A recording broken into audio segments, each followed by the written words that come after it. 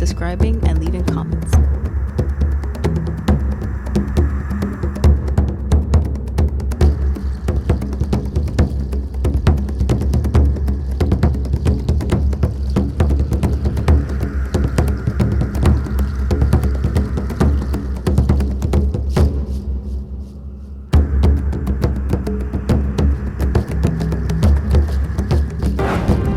Next, tracking Bigfoot. Can new forensic evidence lead to the legendary beast? There is an animal in the Pacific Northwest that we have not fully documented, nor do we fully understand.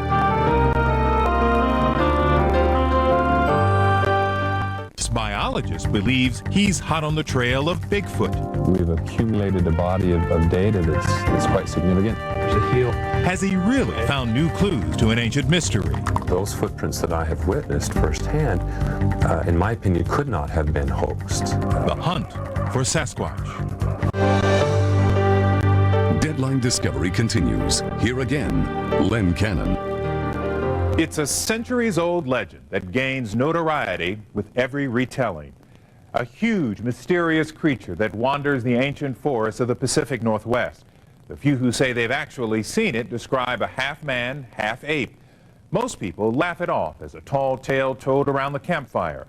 But Jim Avila met one anthropologist who says he has found forensic evidence of Bigfoot.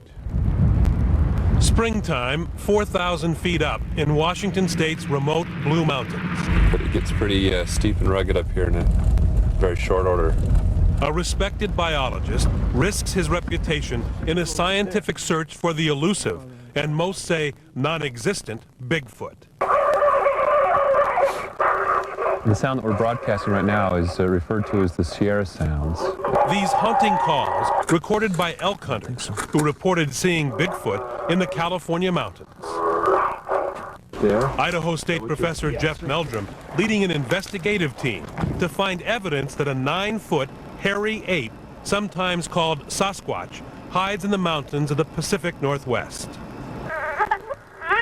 There have been a number of reports of Sasquatch taking particular interest in human infants playing or out in the woods or in their backyards, and so we've even tried using the sounds of children crying. Professor Meldrum spends weeks at a time hiking rugged mountains, climbing trees. Well, if I can get up here, certainly Bigfoot can get up here. With their primate anatomy, they'd be as adept at climbing trees as any human. Carrying motion-sensing camera equipment. Apples might be a very good bait. We're going to set up a camera and we'll see what comes in and eats them. And speakers to attract and document the existence of an animal few claim to have seen, and even fewer believe in. We've accumulated a body of data that's quite significant, and at the very least justifies our sitting out here on the hillside in the middle of a snowstorm, broadcasting various and sundry vocalizations. For decades, Bigfoot has been the fodder of tabloids, but Meldrum's mission is to take it out of the realm of the paranormal and into a study of legitimate biology, building a chain of evidence that begins with perhaps the least scientifically credible eyewitness testimony. I took a corner and I had 2 Sasquatch walk right across the road in front of me. Brian Smith manages apartments in Walla Walla, Washington, and on the weekends helps Professor Meldrum gather data in the Blue Mountains. 20 years ago, he saw 2 unexplained animals that changed his life. I had these 2 upright, hairy animals come right out in front of me. Headlights hit them, had an extremely good view of them. You know, they're somewhat human looking, except, you know, twice their size, covered in hair. You know, a mix between, I'd say, a human and a gorilla almost. Next on the evidence chain, snapshots and videotape. To the average viewer, they may look fake, but to Professor Meldrum, this famous piece of film, recorded in 1967 in Northern California by rancher and amateur Bigfoot investigator Roger Patterson, carries significant clues that would be difficult to invent. Whatever is in this film moves not like a human, says Meldrum, but as if it is walking on the feet of an ape, feet that hinge at the arch rather than the ankle. Not only do the feet have these increased points of flexibility and prehension, but they walk with a much more compliant gait. Their knees are bent, their hips are bent, their center of gravity forward. But the evidence even some of Meldrum's colleagues find difficult to ignore is in Pocatello, Idaho. More than 100 casts of Bigfoot footprints. The linchpin of Professor Meldrum's research is the anatomy of the foot. Careful examination of footprints found in the Pacific Northwest.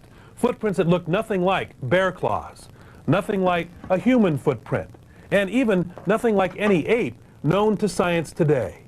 This is what Meldrum knows best. His expertise is the foot. I can tell you that those footprints that I have witnessed firsthand, in my opinion, could not have been hoaxed. And I don't say that lightly. Two big reasons footprints have convinced this scientist. First, they have fingerprints. Only apes and humans have them, ruling out bears. And secondly, the ridges in the footprints go from toe to heel, not across the foot, as the ridges in a human foot. This is a unique combination of what appears to be the human condition with the great toe in line with the lateral toes, while still retaining the mid-tarsal flexibility of a non-human ape. In other words, a foot unlike any seen elsewhere in life. The ridge pattern flow on this cast flows down the side of the foot lengthwise.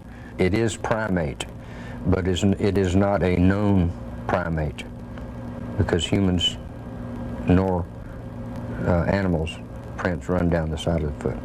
Fingerprint expert Jimmy Chilcutt, crime scene investigator for the Conroe, Texas Police Department, reviewed the casts.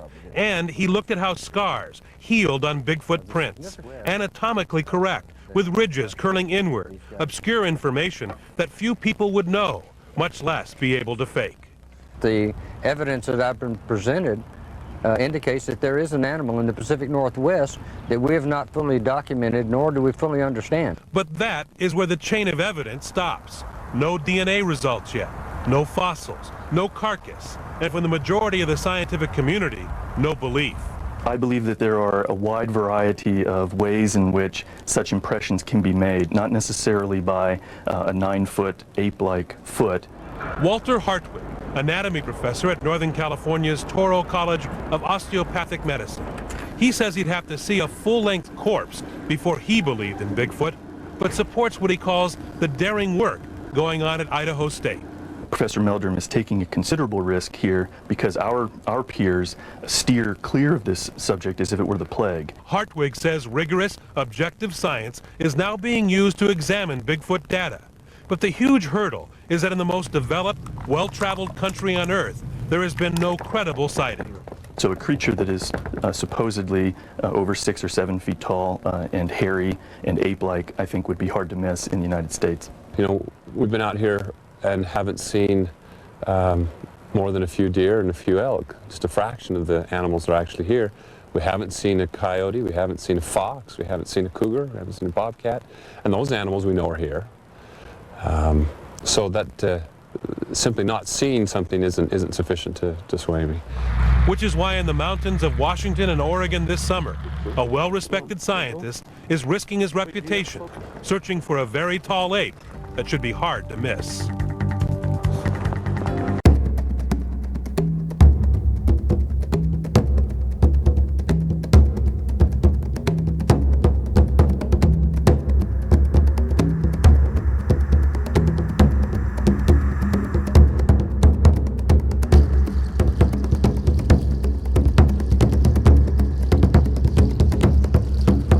If you're enjoying all this rare and unique content, please show your support by subscribing and leaving comments.